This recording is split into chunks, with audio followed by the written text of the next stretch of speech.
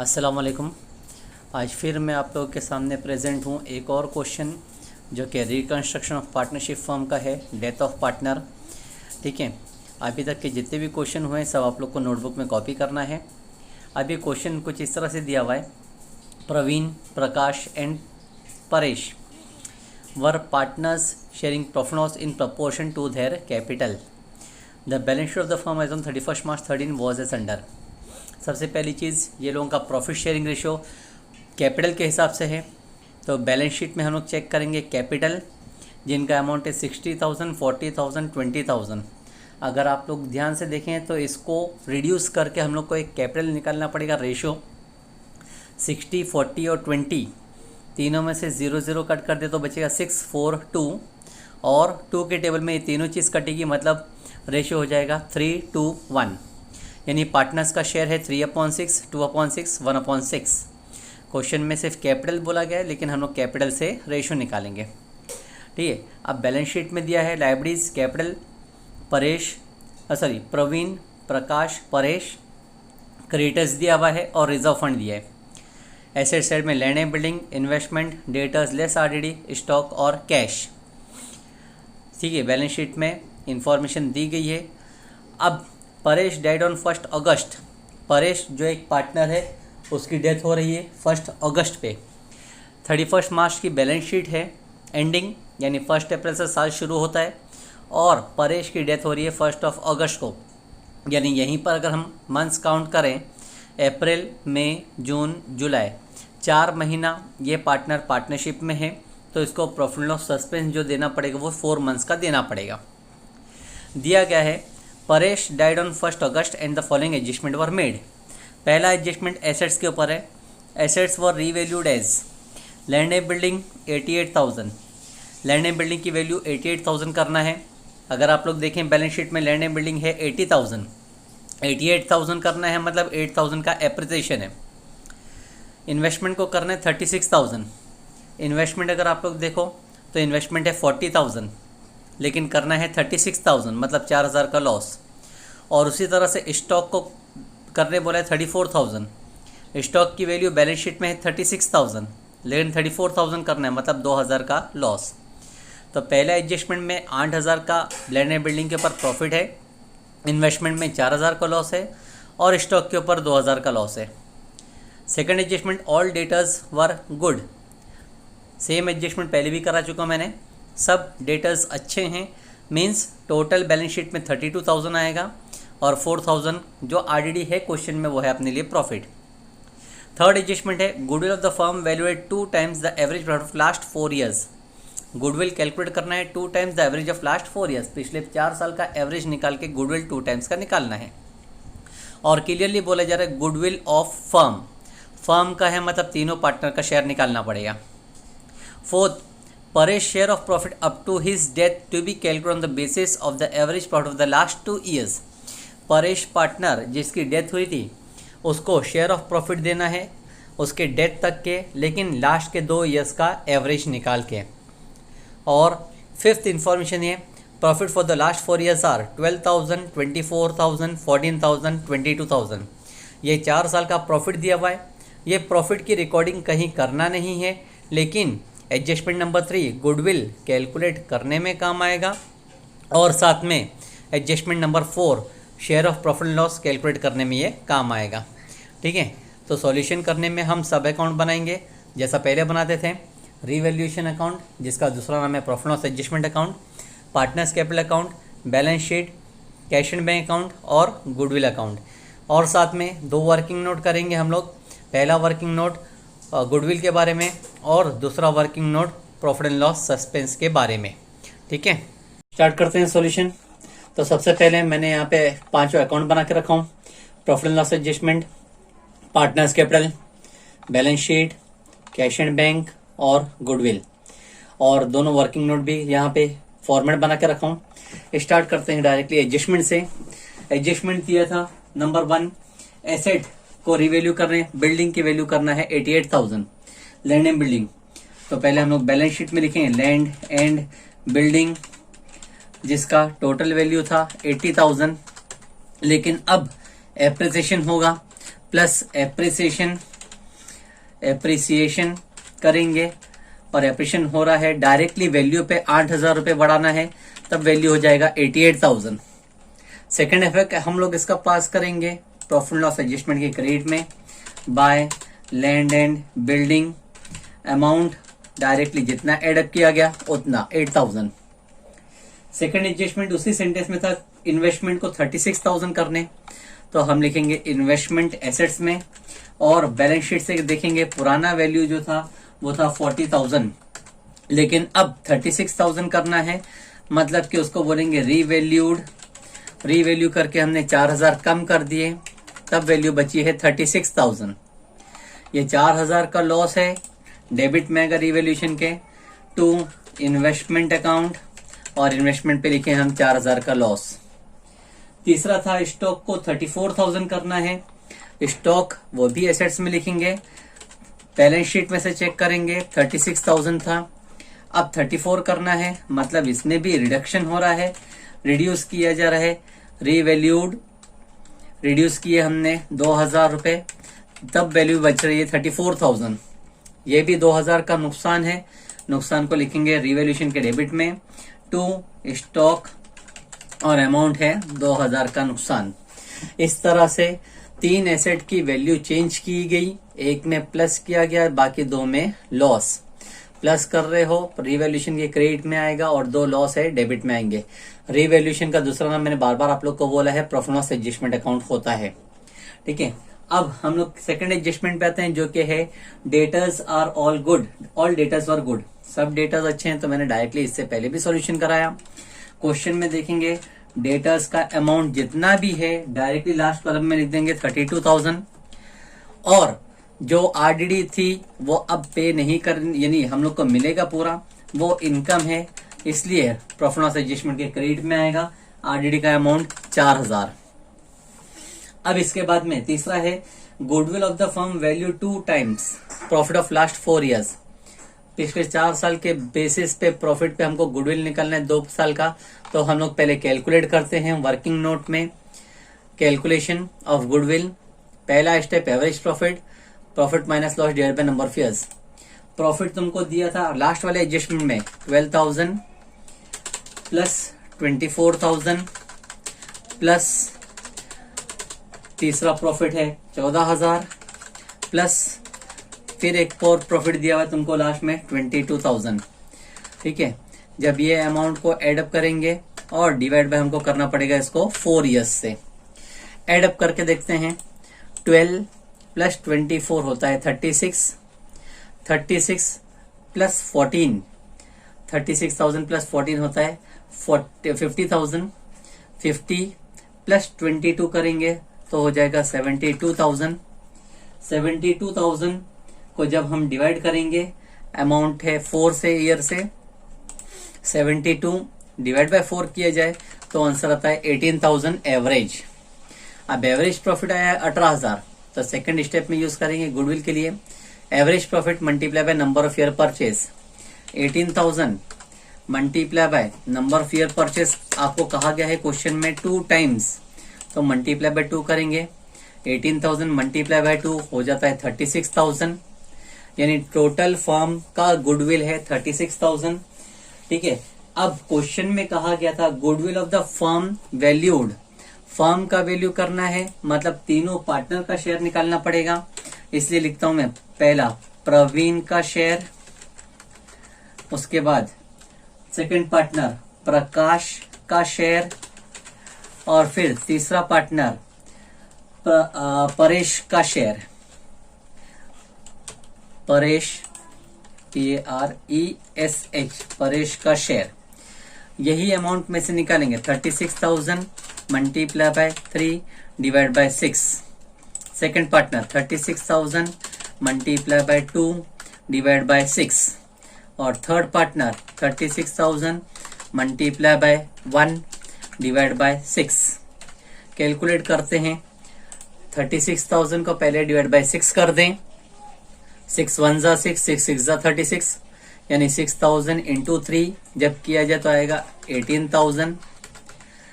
6,000 into 2 करेंगे तो 12,000, और 6000 इंटू 1 करेंगे तो आएगा 6000।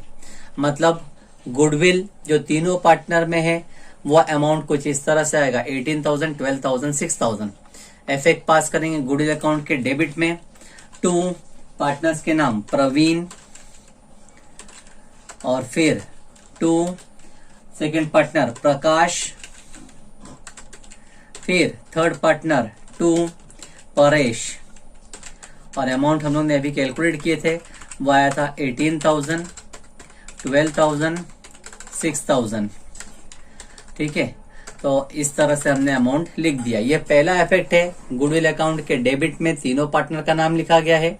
सेकंड इफेक्ट, पार्टनर्स के क्रेडिट में लिखा जाएगा बाय गुडविल अमाउंट, पहला पार्टनर 18,000, सेकंड 12,000 और थर्ड 6,000।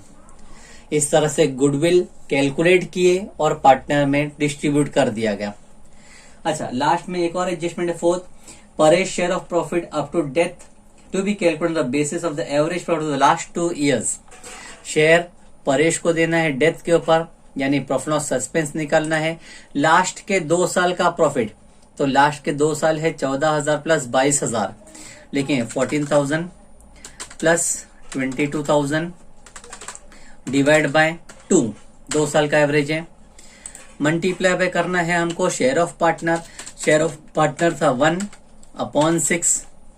साथ में चाहिए हमको मंथ्स, तो मंथ्स के लिए लिखेंगे मल्टीप्लाई बाय मंथ्स, मैंने कैलकुलेट करके बताया था 4 आउट ऑफ 12। ठीक है, तो अमाउंट कैलकुलेट करेंगे 14,000 प्लस 22,000 डिवाइड बाय 2। पहले इसको कैलकुलेट कर लेते हैं। 14,000 प्लस 22 होता है 36,000 डिवाइड बाय 2, मल्टीप्लाई बाय 1 करना है और डिवाइड बाय 6, और आगे multiply by 4, multiply by 4 divide by 12।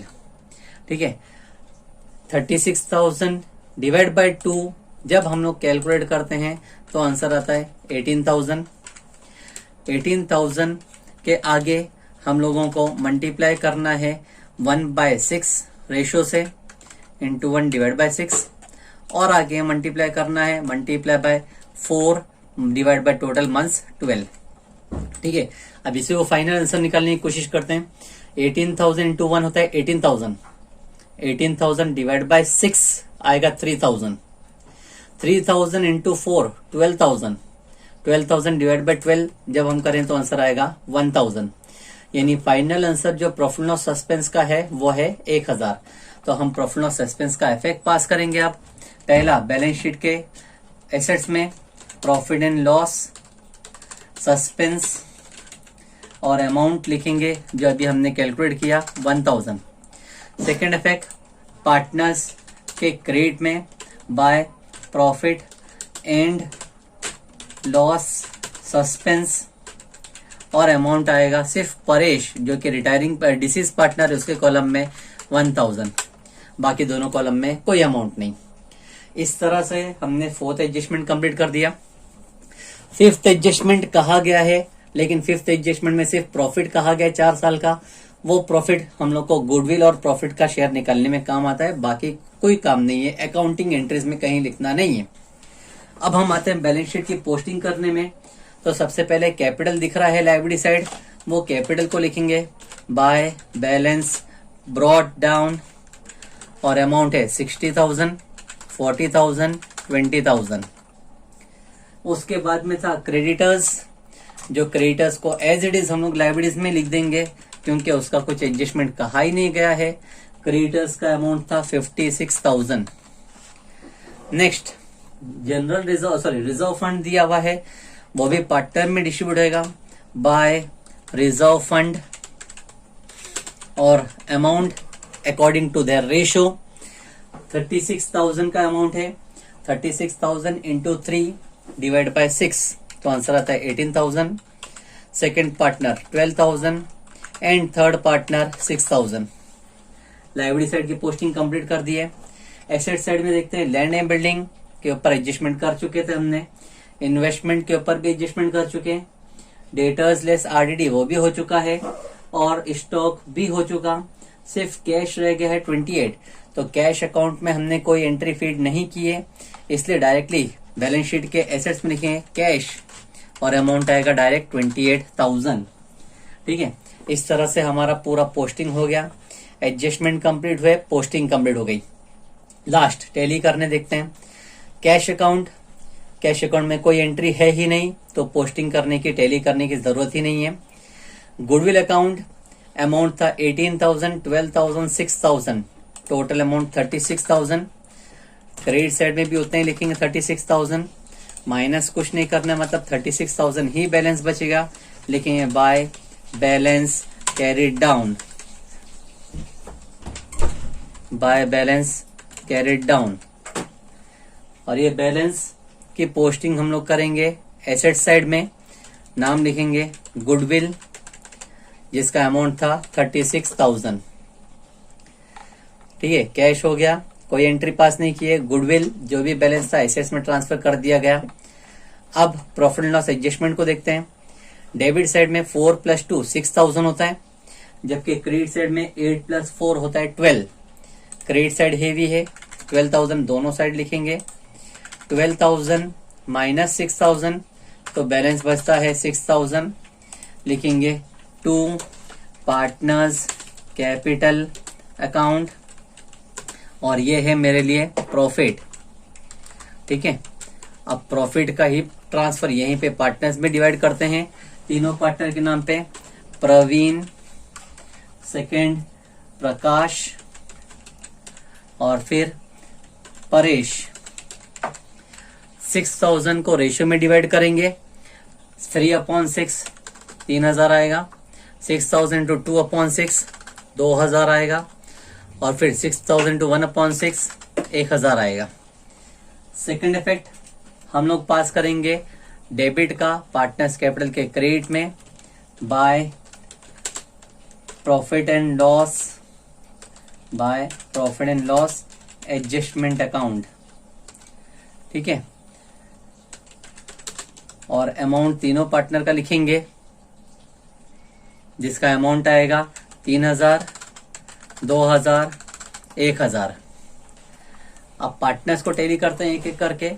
यहां देखेंगे तो पार्टनर कैपिटल में डेबिट में कहीं कोई अमाउंट ही नहीं है, सिर्फ क्रेडिट साइड में है, तो क्रेडिट साइड को एडअप करते एक एक करके।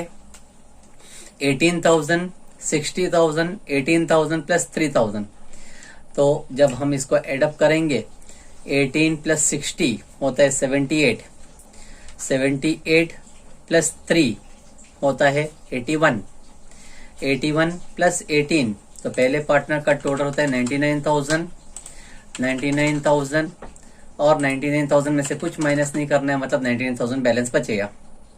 सेकंड पार्टनर 40 + 12 52 + 12, 52 + 12 होता है 64, 64 + 2 होता है 66,000, 66,000 दोनों साइड लिखेंगे। 66,000 में से कुछ माइनस नहीं करना है, मतलब 66,000 पूरा बैलेंस बचेगा। अब तीसरे पार्टनर का हम लोग देखते हैं, परेश, जो कि डिसीज पार्टनर है, जिसकी डेथ हुई है। 6,000 + 1 + 20 + 6, 6 + 1 7, 7 + 20 27, 27 + 6, 27 + 6 होता है 33, और +1 तो हो जाएगा 34,000। हेवी है 34,000, दोनों साइड लिखेंगे, माइनस कुछ नहीं करना है, 34,000 बैलेंस बचेगा, लेकिन उसको अलग लाइन में लिखेंगे क्योंकि वो डिसीज पार्टनर है, उसको अलग से लिखना पड़ता है। दो पार्टनर कंटिन्यू कर रहे हैं, लिखेंगे टू बैलेंस कैरिड डाउन, और जो पार्टनर का डेथ हुआ है उसको लिखेंगे टू एग्जीक्यूटर्स लोन अकाउंट। ठीक है, बैलेंस हो या लोन हो, दोनों की पोस्टिंग हमको करना है लाइब्रेरी साइड में ही। लिखेंगे कैपिटल अमाउंट, कंटिन्यूइंग पार्टनर्स का आएगा प्रवीण, जो अमाउंट पहले पार्टनर का था 99,000 था। सेकंड पार्टनर प्रकाश, और अमाउंट था सेकंड पार्टनर का 66,000। जब ये दोनों को एड अप करते हैं तो होता है 1,65,000। ठीक है, और परेश जो डेथ हुई है उसका एग्जीक्यूटर लोन लिखेंगे, परेश एग्जीक्यूटर्स लोन और अमाउंट लिखेंगे 34,000 जो आया था टेली करने के बाद। लास्ट काम है अपना बैलेंस शीट को टेली करना। 56 प्लस 34 50 60 70 80 90,000 होता है। 90 प्लस 165 तो हो जाएगा 2,55,000। लाइबिलिटी साइड 2,55,000 और एसेट साइड भी चेक करेंगे तो अमाउंट 2,55,000 आता है। एडअप करें 88,000 प्लस ये 32, 88 प्लस 32 120 होता है। 120 प्लस 30 150 प्लस 30 180 प्लस 4 और 6 10 होता है 190। 190 प्लस 20 210 210 प्लस 30 240 248 प्लस 6 248 प्लस 6 करें 254 प्लस 1 करेंगे तो आएगा 255। तो हमारा बैलेंस शीट 2,55,000 पे टैली हो जाएगी। ठीक है। Maximum question death of partner पे सारे एडजस्टमेंट सेम होते हैं। सिर्फ और सिर्फ जो डिफरेंस आता है वो कैलकुलेशन ऑफ गुडविल और प्रॉफिट लॉस सस्पेंस अकाउंट के ऊपर होता है, जिसका वर्किंग नोट हम लोग को करना पड़ता है।